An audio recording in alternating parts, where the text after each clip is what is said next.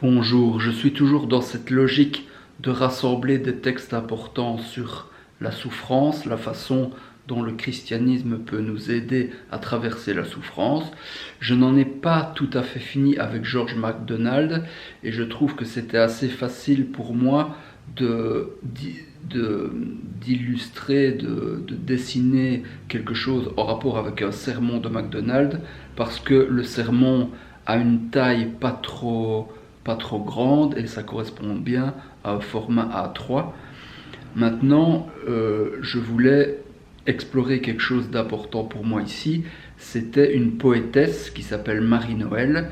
Alors là, il n'y a pas de sermon vraiment que je peux capturer. Alors, je ne sais pas trop comment je vais faire pour vous présenter tout ça. Je serai obligé de vous lire des textes, mais je ne sais pas du tout comment je pourrais accompagner les textes d'un dessin sans que le dessin déforce les mots. Je ne sais pas si c'est possible d'illustrer de la poésie, de faire des dessins en rapport avec la poésie.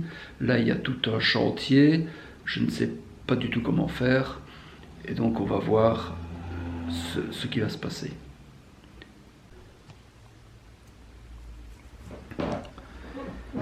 Voilà le dessin. Alors je vous montre comment c'est construit. Donc il y a deux parties. Donc c'est un cercle qui est divisé en deux parties, partie supérieure, partie inférieure, qui correspondent à deux mondes. On pourrait dire le ciel au-dessus et la terre en dessous. Alors les mots qui sont en gris, ce sont les miens. Les mots qui sont tels quels en noir, ce sont ceux de Marie-Noël. Et les mots qui sont entre parenthèses, c'est ceux du père Arnaud Montou, dont j'ai trouvé un article sur Internet et je m'appuie sur lui qui semble connaître bien Marie-Noël. Maintenant, je vais vous l'expliquer à ma sauce. Donc je vais peut-être faire des trahisons, mais c'est inévitable si je veux vous synthétiser ce qui se passe.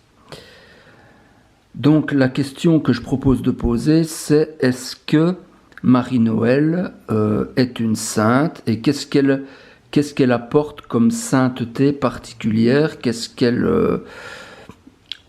qu'elle vient bousculer la notion qu'on a de la sainteté?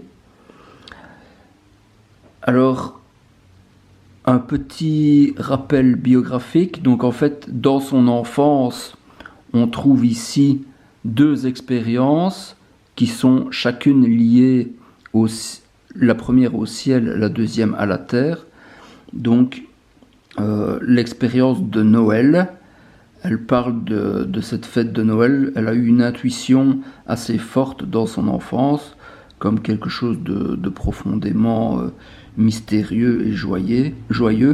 Elle parle d'une contrée crépusculaire d'un petit jour. Donc ça, c'est, disons, son premier monde qui va avoir une influence sur elle. Et puis, quand elle est enfant, le surlendemain de Noël, elle se réveille le matin et son petit frère est mort dans le lit. Et donc ça c'est une expérience, disons, de la terre, parce que c'est une souffrance humaine. Et donc il y a cette tension qui va jouer constamment dans son œuvre. Alors, à un moment, elle écrit quelque chose pour vous donner un peu le ton. Donc, par rapport à son petit frère qui est mort, elle écrit ceci. « Que me veut-on? Que j'aille et prie quand vient le soir, leur Dieu, leur saint et leur mari, pour te revoir? C'est contre eux tous que mon sang crie de désespoir, ces loups du ciel, voleurs de vie. »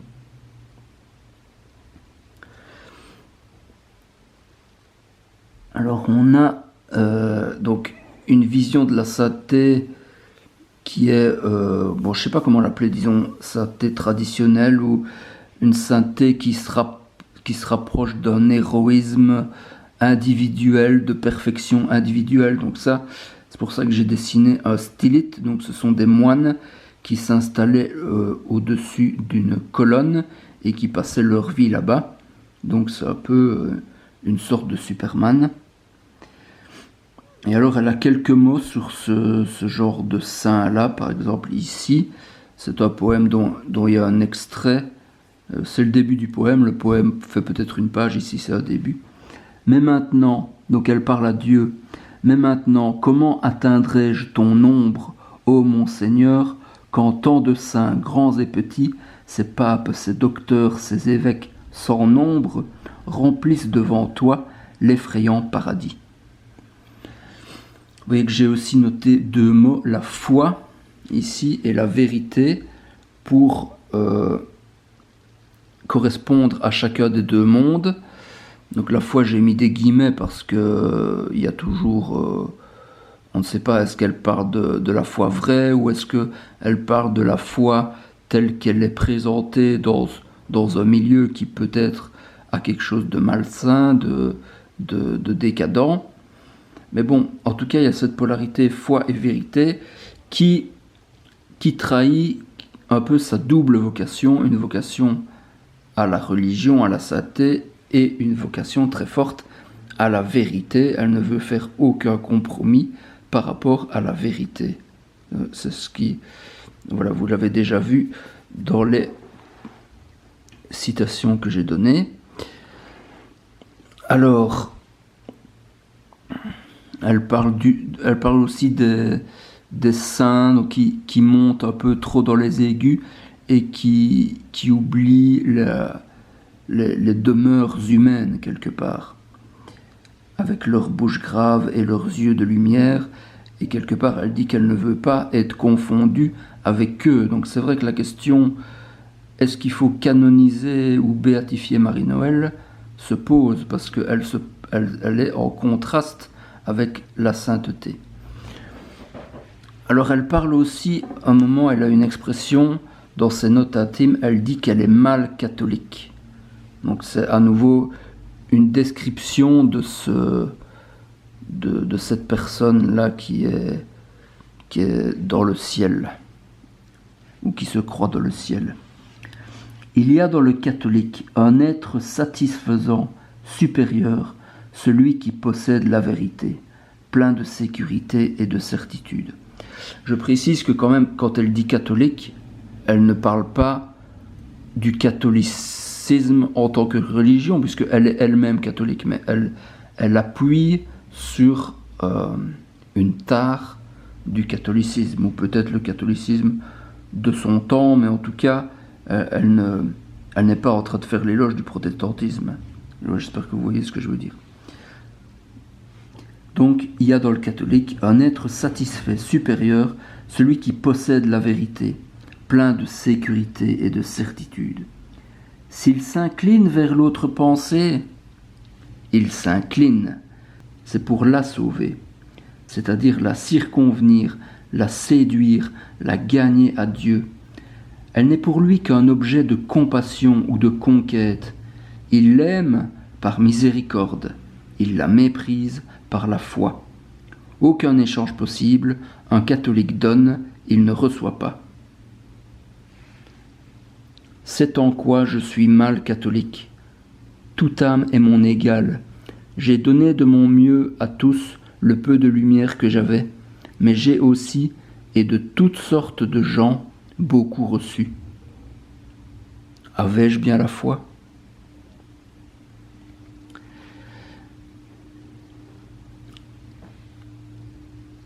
Donc comment vous expliquer ? Voilà, donc on pourrait dire que Marie-Noël est attirée par le pôle que je pourrais appeler le pôle terrestre par rapport au pôle céleste là-bas.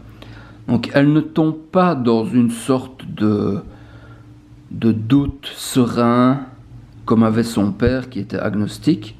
Elle reste toujours d'une certaine manière chrétienne, mais elle est très sensible à la douleur de toutes les personnes ordinaires qui sont autour d'elle, et elle fait une plongée, si vous voulez dire, dans le quotidien de ces personnes-là. Voilà, c'est ce qu'on a entendu quand elle disait j'ai donné de mon mieux à tous le peu de lumière que j'avais, mais j'ai aussi et de toutes sortes de gens beaucoup reçu. Alors que dans ce cas-ci, la vérité, on a un moine ou un missionnaire qui croit posséder la vérité et donc qui l'instrumentalise parce qu'il croit la posséder. Alors j'ai encore 3 citations ici. Voilà, il y en a une, ça c'est par cette citation-là que j'ai connu Marie-Noël. Ça m'avait frappé, j'avais lu ça dans une basilique. « Mon Dieu, je ne vous aime pas, je ne le désire même pas, je m'ennuie avec vous, peut-être même que je ne crois pas en vous, mais regardez-moi en passant. » Donc là, elle combat, vous voyez, c'est mal dessiné, mais elle combat une sorte de monstre, on pourrait dire, elle combat toutes sortes de mensonges, et parfois on pourrait même penser qu'elle combat Dieu lui-même. Et dans d'autres textes, c'est beaucoup plus violent que ce que je viens de lire ici. Enfin, je vous propose ce texte-ci. Donc elle part de son prochain, parce qu'elle était très attentive à la singularité de chaque personne. Voilà, et là on voit, contrairement à celui-ci, vous voyez, on est presque dans 2 pôles opposés de sainteté, entre guillemets. Béni sois-tu pour mon prochain, ce champ d'épines, autour de moi poussant, pour le dard qu'ont laissé dans mon cœur qui chemine, presque tous les passants.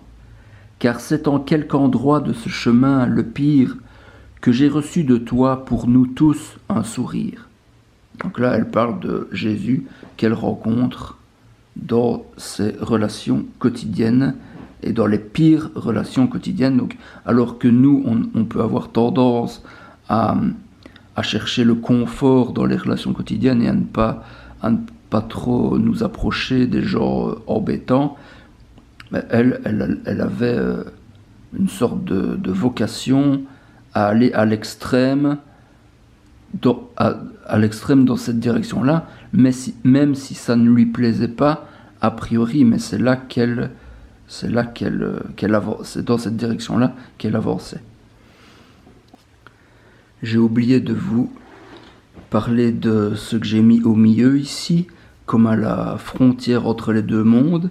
C'est une plaie ouverte, c'est une ouverture, et une citation de Marie-Noël sur le péché. Donc celui-ci, ce personnage-là, le saint, il croit peut-être s'éloigner de plus en plus du péché, tandis qu'ici, le péché fait partie de la dynamique même de cette sainteté numéro 2, et donc je donne sa citation. « Le péché, cette grande blessure, ce grand cri, et la grâce, le grand amour qui rentre par cette plaie. » Alors, pour essayer de répondre à la question « Était-elle une sainte ?» Donc, ou bien est-ce que on aurait intérêt à la canoniser? Si un jour elle devient un modèle de sainteté,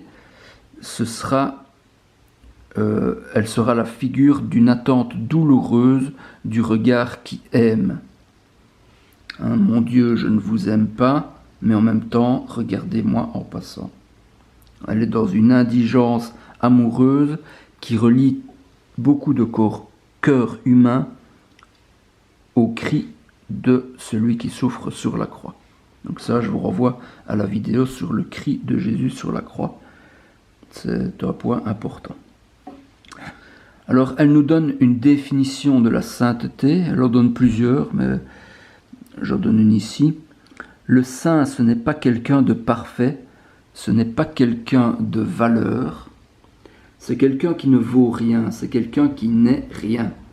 Mais par ce rien, Dieu passe, comme l'eau d'une source, par le vide grand ouvert d'un conduit, pour aller donner aux âmes sa grâce à boire. Le saint est un bon conducteur de Dieu. Et puis elle dit aussi dans un autre texte, donc elle parle de la sainteté comme d'une conciliation douloureuse de la vérité de Dieu avec la vérité de la créature. Donc c'est vérité de Dieu, on est dans le monde ici, et vérité de la créature dans le monde là. Et donc elle parle de la rencontre entre Dieu et l'homme, et elle dit que la sainteté, c'est moi, Dieu, en toi, l'homme. Voilà une définition. Donc tout ça nous éloigne beaucoup, je trouve, de la sainteté telle qu'on la conçoit a priori, ordinairement. Et il y en a beaucoup, quand on parle de béatifier Marie-Noël ou de canoniser Marie-Noël, il y en a beaucoup qui ont peur justement que Marie-Noël soit assimilée à cette sainteté-là et qu'elle perde son originalité, qu'elle soit un peu réduite à une sainteté ordinaire, disons, enfin une sainteté